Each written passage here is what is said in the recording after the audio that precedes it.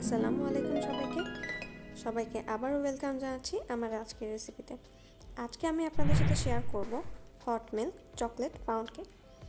Hot milk chocolate pound cake সাধারণত butter দিয়ে বানানো হয়, আমি আজকে আপনাদেরকে দেখাবো তেল দিয়ে।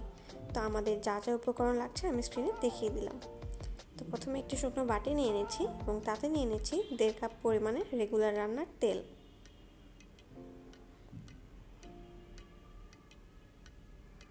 এবং আরও নিয়ে নিচ্ছি 2 কাপ গুঁড়ো চিনি। এখানে আমি কোনো আইসিং সুগার ব্যবহার করছি না, এখানে আমি নর্মাল চিনিটাকে ব্লেন্ডারে ব্লেন্ড করে নিয়েছি। এখন আমরা তেল এবং চিনিটা ভালোমতো বিট করে নিব। আমরা বাটারের সাথে চিনির গুঁড়ো যেভাবে মিশিয়ে থাকি আমরা তেলের সাথে সেভাবে মিশিয়ে নেব। এই পর্যায়ে আমি দিয়ে দিলাম 1 চা চামচ ভ্যানিলা এসেন্স।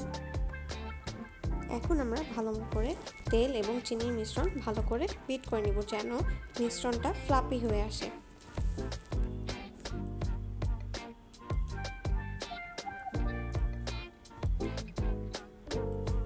বিট করতে করতে দেখতেই পাচ্ছেন আমার মিশ্রণটা অনেকখানি ফ্লাপি হয়ে এসেছে।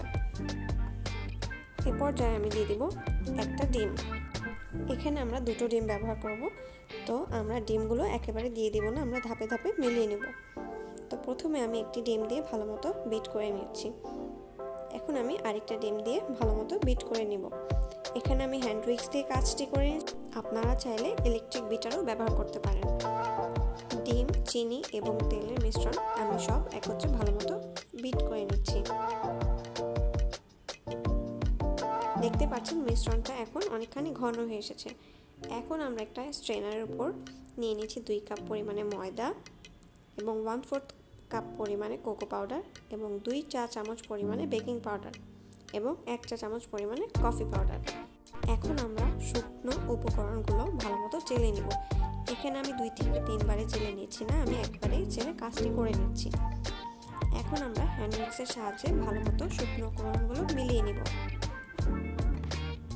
এই পর্যায়ে কেকের মিশ্রণটা অনেক ঘন হয়ে আসবে।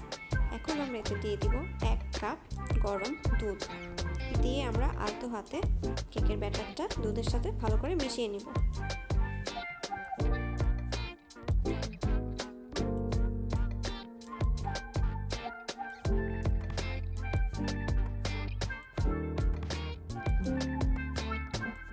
আমাদের কেকের ব্যাটারের শুকনো উপকরণগুলো ভালোমতো মেশানো হয়ে গিয়েছে। এখন আমি স্প্যাচুলার সাহায্যে ভালোমতো নেড়ে নিচ্ছি যেন কোনো দলা না পেকে থাকে।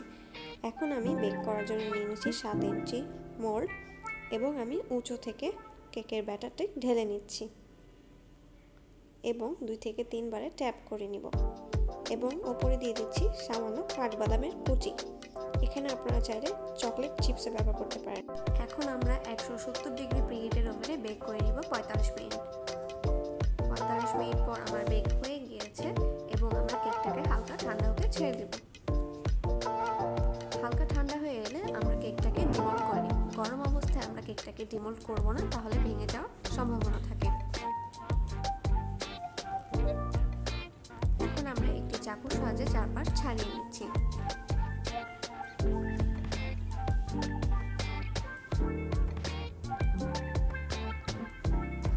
কেকটাকে প্লেটে ঢেলে আমরা কেকের বেকিং পেপারটা ছাড়িয়ে নিব। হট মিল্ক চকলেট পাউন্ড কেকের মূল বৈশিষ্ট্য হচ্ছে এই কেকটা রেগুলার পাউন্ড কেকের তুলনায় ভীষণ পরিমাণে সফট এবং স্পঞ্জি হয়।